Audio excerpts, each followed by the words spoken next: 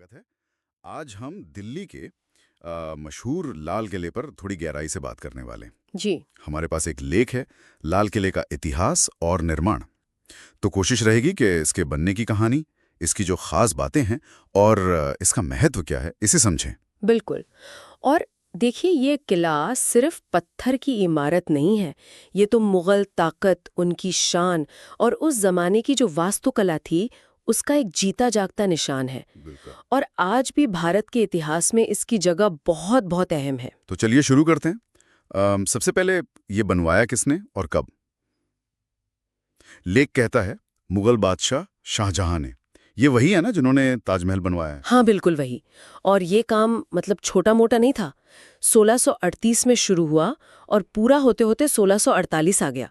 मतलब पूरे 10 साल लग गए। 10 साल? क्यों, मतलब क्या जरूरत पड़ी थी? वजह ये थी कि शाहजहां अपनी राजधानी आगरा से दिल्ली लाना चाहते थे। उस वक्त दिल्ली को उन्होंने शाहजहानाबाद नाम दिया था। तो एक नई भव्य राजधानी के लिए एक शानदार किला चाहिए था। अच्छा, और ये यमुना किनारे ही क्यों? हाँ, यमुना नदी के किनारे। ये जगह सुरक्षा के लिहाज से भी अच्छी थी और पानी की जरूरत भी पूरी होती थी। और इसका नाम लाल किला, ये तो जाहिर है रंग की वजह से होगा। हाँ, मुख्य कारण तो वही है। इसकी जो बाहरी दीवारें हैं ना, वो मीलों तक फैली हैं और बनी है खास लाल बलवा पत्थर से। उसी पत्थर का जो गहरा लाल रंग है, उसी ने इसे ये नाम दिया है। दूर से ही बहुत भव्य दिखता है। अब आते हैं इसकी डिजाइन पर। लेख में जिक्र है कि इसके मुख्य आर्किटेक्ट थे उस्ताद अहमद लाहौरी।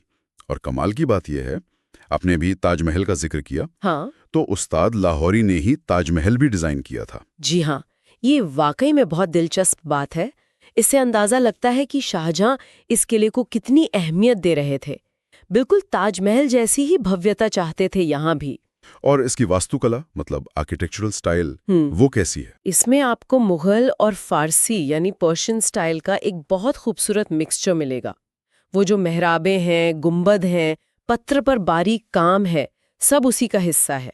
हम इसे इंडो इस्लामिक स्टाइल कह सकते हैं, जिसमें ईरानी असर साफ दिखता है। और इससे बनाने में सामान क्या लगा? लाल पत्थर तो आपने बताया। हाँ, लाल बलुआ पत्थर तो दीवारों और बाहरी हिस्सों के लिए मुख्य था, लेकिन अंदर खासकर जो शाही महल थे, निजी कमरे थे, वहाँ सफेद संगमरमर का बहुत खूबसूरती से इस्तेमाल हुआ है। अच्छा, संगमरमर भी? जी हाँ, सोचिए वो लाल दीवारों के साथ सफेद संगमरमर का कॉन्ट्रास्ट कितना शानदार लगता होगा। हाँ, लगता तो होगा। किले के अंदर भी तो कई खास इमारतें होंगी, जैसे दरवाजे, लाहौरी गेट, दिल्ली गेट। बिल्कुल, लाहौरी गेट तो मेन एंट्रेंस है। अंदर जाते ही जैसे एक अलग दुनिया है। दीवाने आम है, जहां आम लोगों से मिलते थे बादशाह। बर्रुए जमी अस्त, बिल्कुल। हमी अस्तो हमी अस्तो हमी अस्त। अस्त। अगर धरती पर कहीं स्वर्ग है तो यही है, यही है, यही है। बिल्कुल। इसके अलावा रंग महल है, मोती मस्जिद है नमाज के लिए, नौबत खाना है जहां संगीत बजता था। कई ऐसी जगहें हैं जो उस वक्त की शाही जिंदगी दिखाती हैं। तो मतलब ये सिर्फ रहने की जगह नहीं थी, इसका असल मकसद क्या था फिर? सही समझ रहे हैं आप। शाही निवास तो था ही, लेकिन ये आप कह सकती हैं सल्तनत का दिल था।